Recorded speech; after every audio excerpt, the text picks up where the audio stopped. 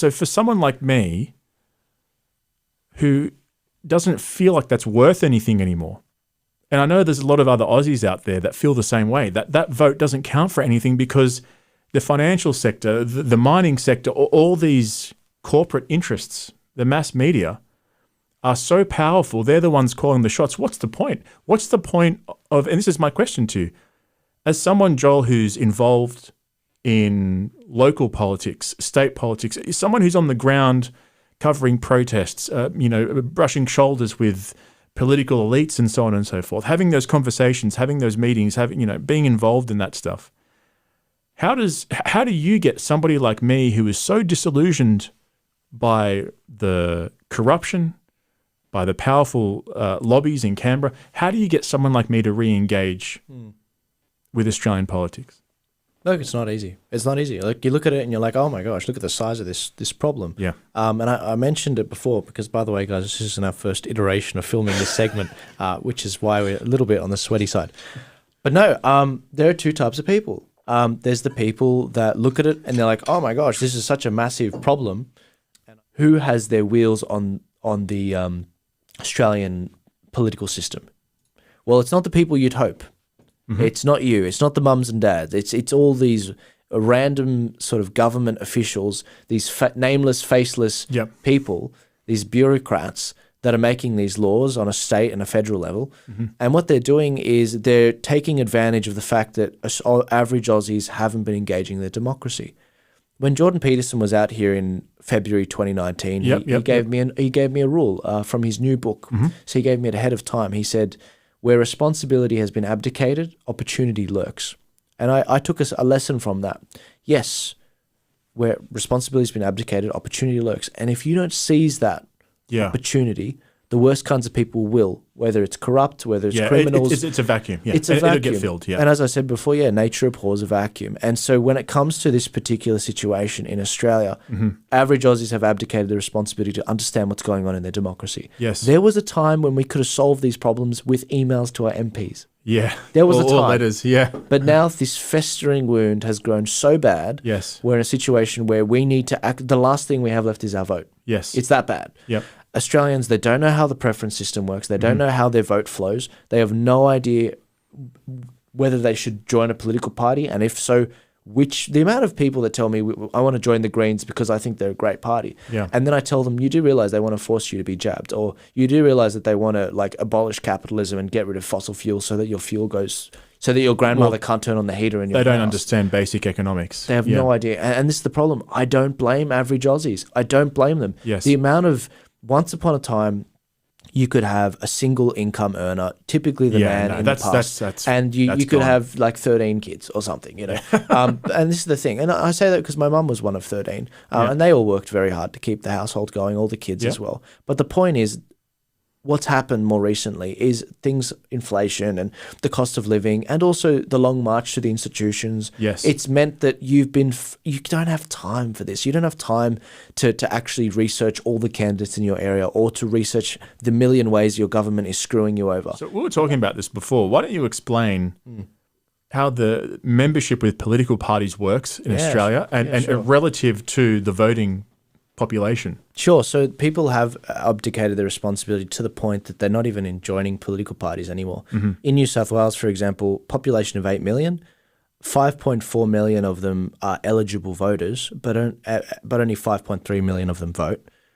Out of that 5.3 million people in New South Wales, only 30,000 are members of political parties as of the last election. It's negligible. It's negligible. Mm-hmm. And what that is as a percentage is 0.5%. Yeah. So people talk about, we're being ruled by the 1%. No. You're being ruled by 0.5%. Yeah. Now, why join a political party? That 30,000 in the Liberal Party, Labor Party, all of them, they pick who goes up for pre-selection in your particular electorate. So that's which candidates are there. So when the Liberal Party says we want to put this guy in against the Labor guy, there are branches. There are people that make up those branches. There's people like you and me that are in there. We're not in the Liberal Party, but there are people that are members of the political party that vote for that. Mm-hmm. If you want to nuke a policy, for example, when Gladys Berejiklian came out with the abortion debate back in 2019, it was the first policy she tried to pass after the 2019 election. It was on abortion, Yep. and she wanted to get it passed. It could have been nuked in the Liberal Party if they had the numbers, but they didn't have it. They missed So out by it slipped 100 through. votes. Yeah, it slipped through. Can you? Hundreds of votes. We're talking, there was about, I think it was 500 or 900 votes in total. That's all they needed. Yeah, in a population in New South Wales of 8 million? 8 million, yeah. Vote. I mean, there was a time when petitions would have solved this problem and emails, but unfortunately people have been so disconnected. Yeah, well, there was a time when your vote actually meant something too. Well, I think it still does today. I don't buy the argument. I'm actually interviewing. I haven't told anyone yet, but I'm actually interviewing the Australian Electoral Commission. Hopefully this week or next week. Wow. So I'm looking to ask them on that. But they actually recently came out. No one knows this yet. They came out with a big list of 16 misinformation or things that they debunked. So they've addressed some of the things like the voting. Fact checked, yeah. But it's interesting because some of them are actually legitimate, the way they've debunked it. And this is the thing. If our elections are safe and secure, wouldn't you want people to know that your vote actually counts? Of course. Because unfortunately, if that's the truth, and I don't know, because I trust people like Professor Augusto Zimmerman, Dr. Stephen Shavira, and Professor David Flint. Those are three legal experts and experts in this matter, which I trust.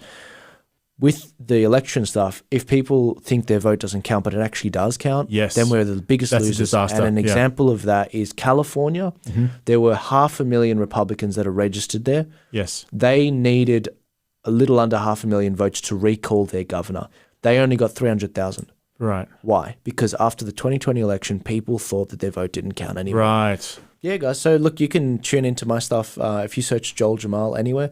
In the link in the description, there will be a link to all of my social media as well, in a quick, easy Shawbeer link. But you can find me on Instagram and Telegram, YouTube, Facebook. And also, I run Turning Point Australia, and I've got Instagram and a Facebook already for that. So tell us what Turning Point Australia is. A lot of international viewers or US viewers will know Turning Point USA. Yep. Obviously, there's a link. Yeah. What's the policy link? Sure, in America. So in America and in the UK, because it's in the UK as well, cool. actually, they believe in we believe in individual liberties, free markets, and empowering the individual so that they can make change in their. Isn't that what the Australian Liberal Party used to stand for? Isn't that what the Republican Party stands for? They used Isn't to. that what the Tories stand for? Yeah, they used to. Okay. It's hard to get Liberal. I wouldn't be able to get the Prime Minister on the show. But anyway, look, originally it started in the universities in America 9 years ago under Charlie Kirk. He didn't go to university, but he did to challenge ideas. And he that's how it started for him. But in Australia, it's the opposite. It's come out of a time of absolute crisis during the lockdowns and extreme totalitarianism like we've never seen before. Yes. I really launched in a big way in September last year. And 110,000 followers later, it's doing really well. That's great. Just for the Turning Point accounts, we've actually got 250,000 across everything.